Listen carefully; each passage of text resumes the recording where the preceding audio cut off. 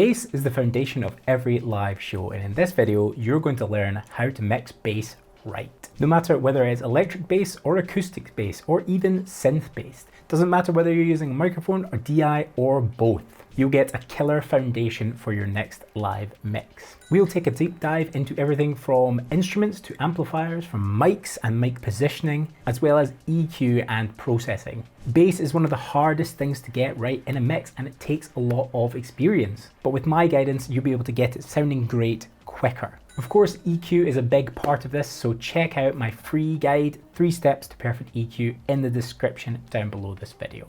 Let's dive in. So let's start with electric bass then. If I'm getting electric bass into a mixer, my go-to is a DI box, or just a DI of the signal, however that might be. There's a bunch of different ways to get a DI, whether that's taking the signal straight out of the bass guitar into a DI box, or if the bassist himself has a pedal, a preamplifier of some sort, which has a DI out of it. Also, amplifiers sometimes have a DI out, but this is my number one go-to. This is what I'm looking for to begin with. Each location gives a slightly different tone, but if I have the option, I'll probably go out of a preamplifier pedal or out of the amp head, because you get a bit of tone shaping in there from the preamp in the amplifier or in the pedal. I find that DIs tend to give a nice, rich, even bass sound, though the top end, the sort of treble part of bass guitars, can be a little brittle on DIs. That's why if you are using a DI box, you should be selective about which DI box you use and tailor it to the bass guitar. If you've got a regular old bass guitar, like a Fender Precision, Fender Jazz, something like that, then an active DI box is going to be great, because you want to pair that active DI box with a passive signal. That is an unamplified signal out of the guitar into the amplified electronics of your DI box. Active DI boxes as well tend to be a little better at preserving the sort of integrity of the top end of the signal, the detail in the dynamics. However, if you have an active bass, that is a bass guitar that you require a battery to power and it has onboard EQ controls, then you might want to consider a passive DI box, because the signal coming out of that bass guitar is going to be much, much hotter. Either way, if you're going into a DI box, you probably want to pad it if you're coming out of an active bass. So if you don't know, it's just a good idea to have a conversation with the bass player that you have on the stage. Ask them if their bass is passive or active, and if they don't know, just have a look and see if there's a battery compartment on it. If there's a battery, definitely going to be active. Now, another option is to get a microphone on a bass cabinet. So just to be clear, I never use just a microphone on a cabinet, and I don't think anyone that I know uses only a microphone on a cabinet. If you do, leave me a comment and let me know. How does that work for you? But I am always combining a microphone with my DI. If I have my way, then I will have a DI signal and a 57 microphone on the bass. I think the DI picks up the really rich, low part of the signal, but the 57 tends to get this sort of around impact, the body of the bass in the sort of low mid section a little bit better, in my opinion. If I don't have an SM57, I'll use an SM58. I place the microphone right on the cone of the speaker. I don't really mind so much about placing it to the side to reduce any harshness. I'm usually filtering the microphone, but more on that later. This lets me get the tone and the character of the amplifier and the speakers in that cabinet, as well as the raw DI tone, which is the character of just the bass guitar. And blending them together, I find, gives me a much richer bass sound. So if you have an electric bass on stage, it's quite likely that you will also have a bass amp on stage. That's less and less common nowadays with profiling amplifiers, Kempers and that sort of thing, but it's still very, very common. It's really, really important, critical, let's say, for you to know that the tone of that amplifier and the interaction of the bassist and their amplifier is about 90% of what makes a good bass tone. If someone gets on the stage and they start playing and it just sounds like a big flub-wub of bassy nonsense and there's no clarity, there's no definition, it's not going to sound better when you put a DI box on the stage or when you put a microphone on that amplifier. It needs to sound good at the source. So when the player comes in, have them connect up to the amplifier and play for you. Listen to the amplifier in the venue, unamplified, so to speak, through the PA, and ask yourself, how does it sound? Does it sound the way that you want it to? And if it doesn't, go to the amplifier, talk to the performer, and ask if you can find a solution in the middle that's going to work for you. So on the amplifier, you're going to have this like bass, mid, treble section, right? And you might want to actually consider less of the bass style and more of the mid and the treble to get that sort of character of the bass through the mix. Quite a lot of amateur bassists come in with the bass turned up because they think, I'm playing bass, I need more bass. But in reality, you just get this rumble. And this can also be true of the tone on the guitar. Usually a bass guitar has some sort of tone controls on it, and if you're rolling off all of the tone, that is, you are low pass filtering the signal coming out of the guitar, you can lose all of the clarity in that bass before it even gets to the mixer. Since we're talking about the sound coming out of the bass, it's important to note that crap basses will sound crap. If you have a really cheap bass with a really lame pickup in it, you can't necessarily save that. Really skilled bassists can still get a really nice tone out of a poor bass, but usually the combination is not in your favor. Just something to be aware of. If they are using an active bass and you find that there is not a lot of definition, there's not a lot of power in it, and generally it feels quite flat and uninspiring, get them to change the battery in their bass. Ask them when they last changed it. I had a bassist maybe a couple of weeks ago, and I asked them when they last changed the battery, and they said, I don't know. That's too long. If they don't know, it's time to change it. Send them to the shops, buy a 9-volt battery. It will sound better, I guarantee it. Bassists also turn up with pedal boards, as we mentioned earlier. This can be nice when taking a DI out of the pedal board, but it's also another opportunity for amateurs to destroy their bass tone before it even reaches the amp. If it sounds bad, get them to plug directly into the amp without the pedal board just to check how it sounds first, and then go into that pedal board and look at their pedals. Ask yourself, is there anything really crazy going on here? Do they have a distortion pedal with all of the tone just like turned off so there's no low end at all? Ask them if you can interact with their pedal board somewhat and try and get a tone that's more workable for you. It might be that they're entirely set on their tone and they don't want you to change it. That's fine. That's an artistic choice, but you have the possibility to say, I'm not too happy with the bass tone as it is right now. Can I change it, or are you set on the way it is? Oh yeah, sure, have a go. Or, no, I want it to sound that way. And if it's artistic choice, so be it. The final point about the amplifiers is that just like guitar amplifiers, stage volume is so important. If you have a bassist who is cranking that amplifier, it's gonna go through the whole audience, right? Even more so than guitar amplifiers, bass frequencies pass through things. So you might find that during the show, you turn the whole fader down for your bass guitar and it's still loud and boomy, especially in a small venue. So just be aware that the volume of the amplifier is also really important to how the whole mix sounds. So let's dive into processing on the electric bass guitars, right? EQ and compression are your friends. And something that might be surprising to you is that you want to turn on the high pass filter and you want to turn it up a little bit. How high you need to turn that filter up is variable based on the interaction with the kick drum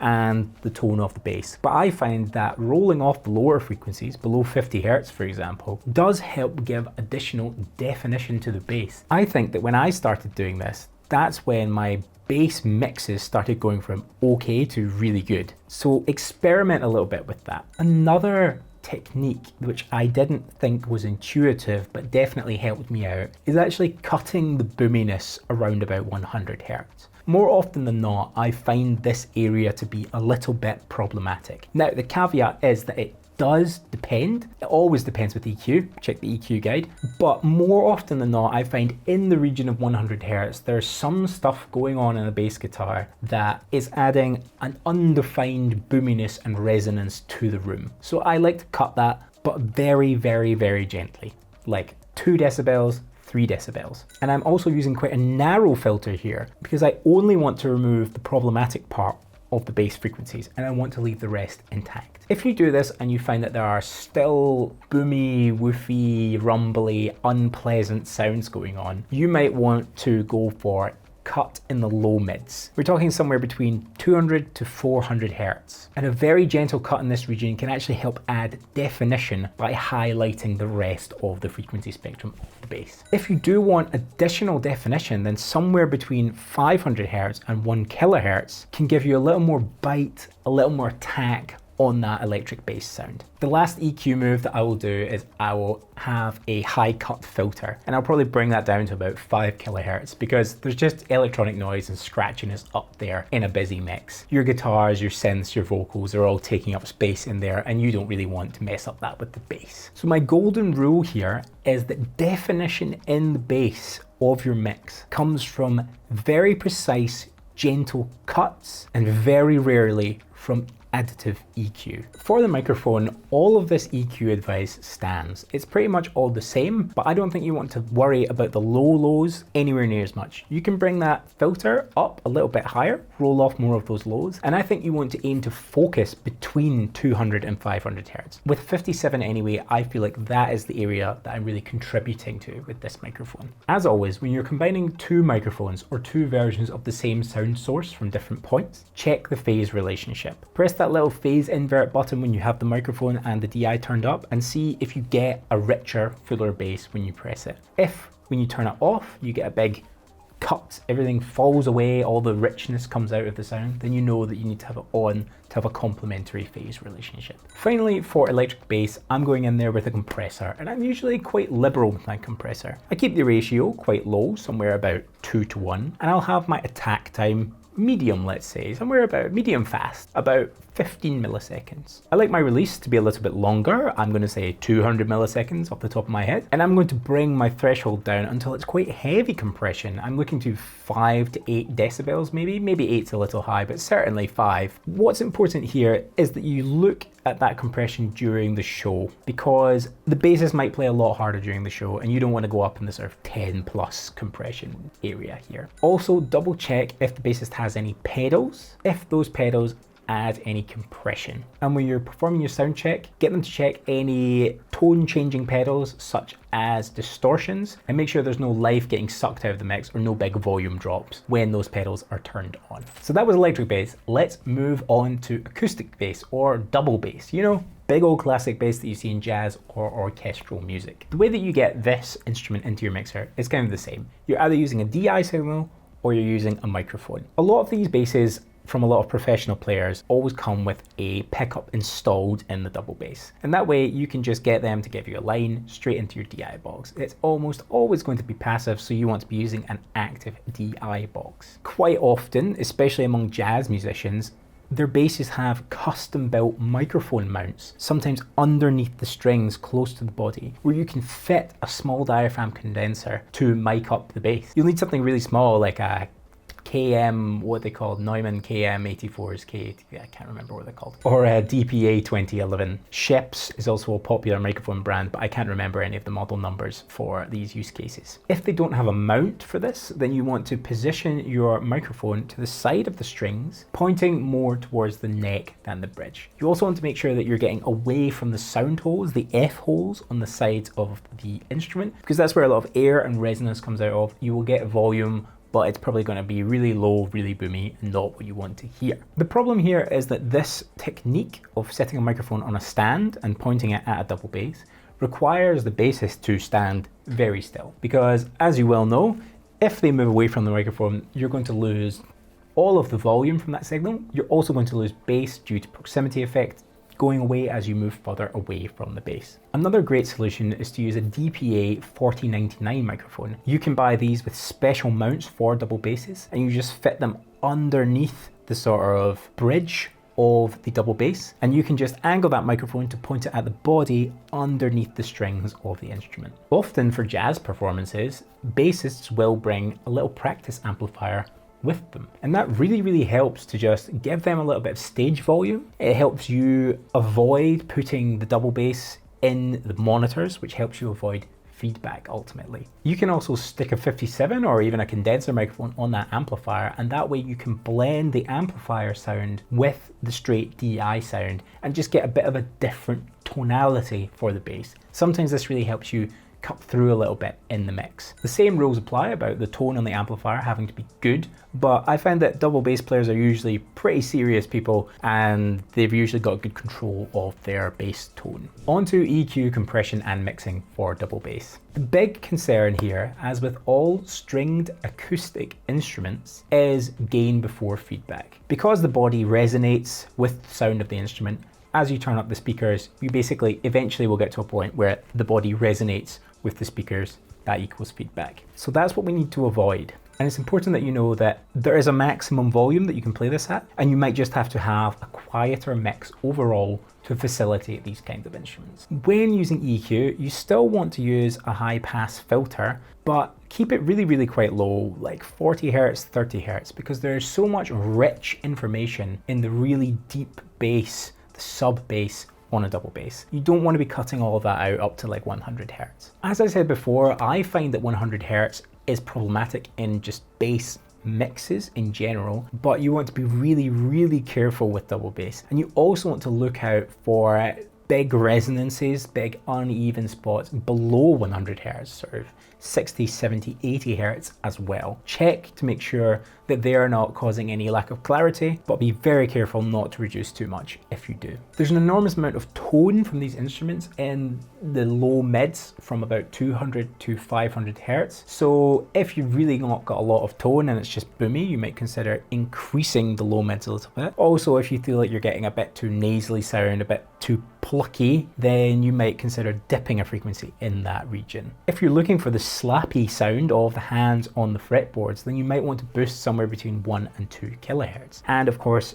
the opposite is also true. If all you're hearing is the slapping of fingers on the fretboard, then you might want to dip those frequencies a little bit. Of course, a high cut is also really, really useful on an acoustic double bass. You can bring that down and try to eliminate the sound of fingers on strings sliding about. And finally, you might need some really narrow cuts to deal with any resonances to try and get the most out of that instrument before feedback. As I've said about everything so far, be incredibly gentle with these cuts because you can very quickly take the life out of a double bass. It's quite a difficult instrument to mix. I still use compression on a double bass. I keep it very, very gentle with quite a slow attack time, say 25 to 50 milliseconds, but I shorten the release time a lot because I don't want to hold on and compress that signal too much. There's so much expression in the instrument. So let's say 50 millisecond attack, 50 millisecond release, and keep that ratio low at 2:1, and make sure that your threshold is gently applied, that you don't get more than 2 or 3 decibels of compression. It's not an instrument that you want to compress heavily, and as with any acoustic signal,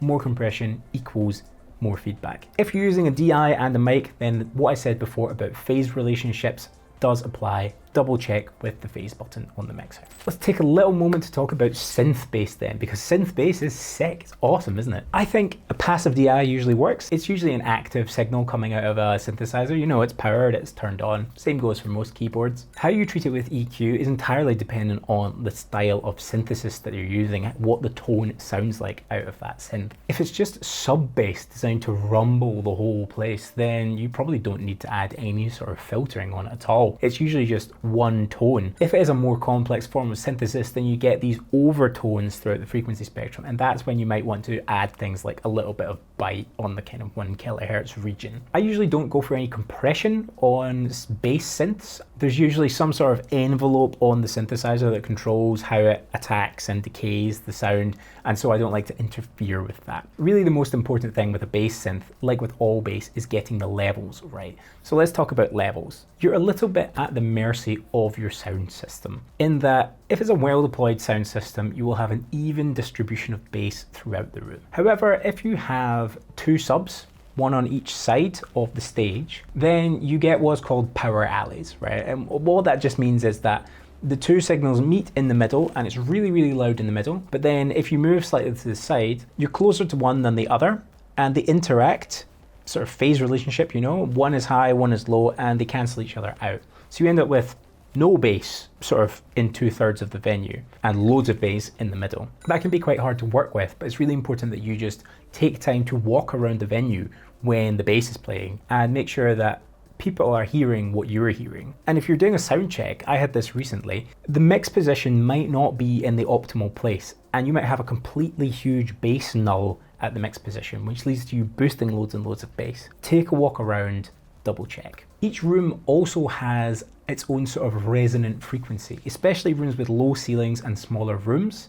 They tend to resonate at things like 100 hertz. It just means that all of the energy builds up at that frequency, and it can be really quite hard to get definition if you're constantly fighting that build up. There can't strictly be anything done about it if that's the room that you're mixing in, but it helps to know that if you've got a lot of 100 hertz in that room, then maybe try and dial off the bass a little bit so that you get a bit more of an even construction of the mix when it's all playing out together. After you've taken into account all of these things, think about how high you have the fader and how you are hearing the bass. If you push the bass too high, then you might start chasing the bass with the other instruments. You bring the vocal up to get over the bass. You bring the guitars up to even them out with the bass and the drums. And then suddenly you've just got a really, really loud mix. And if you have that resonance that I was talking about, then it just gets worse. The caveat to this is if you have the bass too low, then there's no energy, there's no impact, there's no power in your mix. I can't tell you where to set the bass fader because it's different every single time, but you need to try and be aware of, is my mix lacking something,